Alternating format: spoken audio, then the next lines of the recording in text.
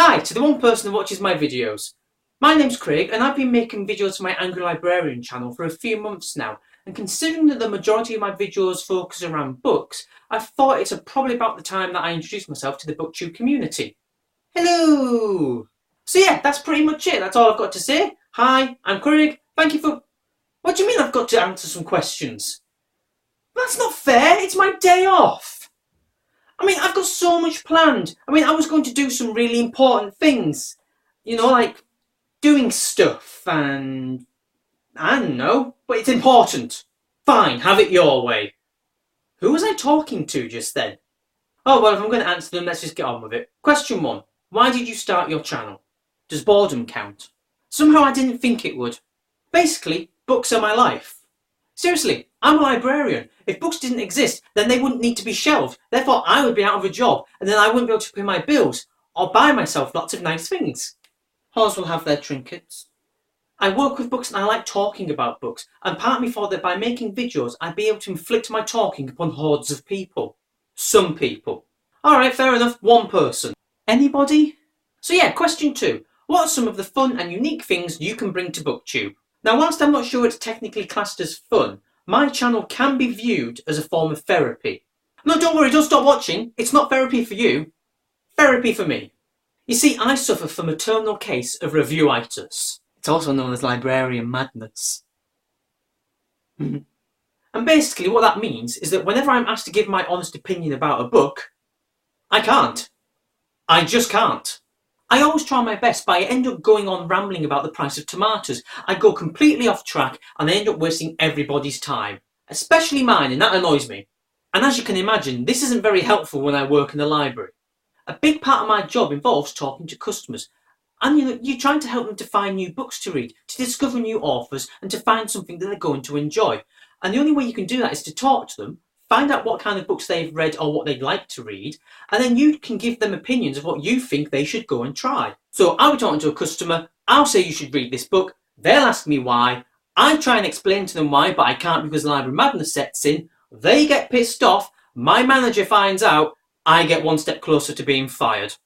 So basically my channel is my attempt to tackle this affliction, so feel free to come and watch me attempt to review some books without coming close. Question 3. What are you most excited for about this new channel? I'd have to say that I'm most excited about making some new friends who enjoy books and that aren't ashamed to admit that they spend their free time reading. I see so many people every day using their local library for anything and everything except for finding and reading books. And yes, I mean everything. Whatever you're thinking, they've done it. Basically, I'm hopeful that by making this channel, I'll be able to meet and make some new bookish friends. Or friends in general, you know. It'd be nice to see what all the fuss is about. Question 4. Why do you love reading? Because I can't paint, I can't play any instruments, I have no interest in sports, and I would rather die than go outside and do the gardening. And by not doing any of those things, I have a lot of free time left over, and books fill that time nicely. Seriously though, and this is going to sound kind of cheesy, but books have that power to whisk you away to a totally different place.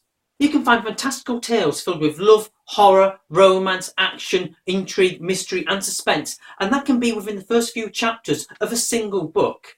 Films are great at telling you a tale. This is the hero, this is what they're going to do, they're going to go do it now, oh look they've done it, everything's okay. But books can do so much more than that. A good book with a really good narrative can get you so invested in the characters and what the events of the tale that are going on that you can just lose yourself in them. So yeah, I love reading because it's fun and that's all there is to it. That's the shorter answer. Also the whole not having any friends thing, that frees up a lot of time too, so books again. Question 5. If you could be any mythical creature, what would it be and why? What sort of question is that? I mean, it's a cool question, but I'm pretty sure it doesn't belong here. Here we go, question 5. What books or series got you into reading? The first thing that comes into mind would be the Goosebumps books by R.L. Stine. I mean, I love horror and I have done from a young age, and I remember seeing the front covers of these books in my local library, and I just knew I had to read them because they looked so freaking cool. Plus the TV show was pretty awesome as well. Question 6. What questions would you ask your favourite booktubers? Well, I'm not sure I really have any favourites, but I'd be pretty dull and ask them about what their feelings are towards their local libraries. Yes, I know that's dull, but I did warn you, so at least you know up front, that I'm pretty dull. You know, I'd want to ask them things like, how often do they use their local library services? Do they feel that libraries still have an important role to play within society? And obviously, are libraries the best place to go and make out? It seems that way some days because I'm getting so sick and tired of telling people to untangle themselves. And it's always in the gardening and craft sections. I'm pretty sure there's a joke in there somewhere about sowing their seeds or DIY. Question 7. What challenges do you think starting a booktube channel would be the hardest to overcome? Procrastination, laziness, procrastinus. I'm sure there'll be plenty of things that come up that I find challenging. But you know, procrastinus sounds good, so that's going to be the main contender. Question 8. When did you start reading?